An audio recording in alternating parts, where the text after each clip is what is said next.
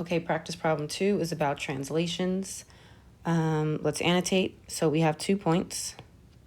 They're translated 3 units to the right. That means I'm adding 3 to x. 2 units down, I'm subtracting 2 from y.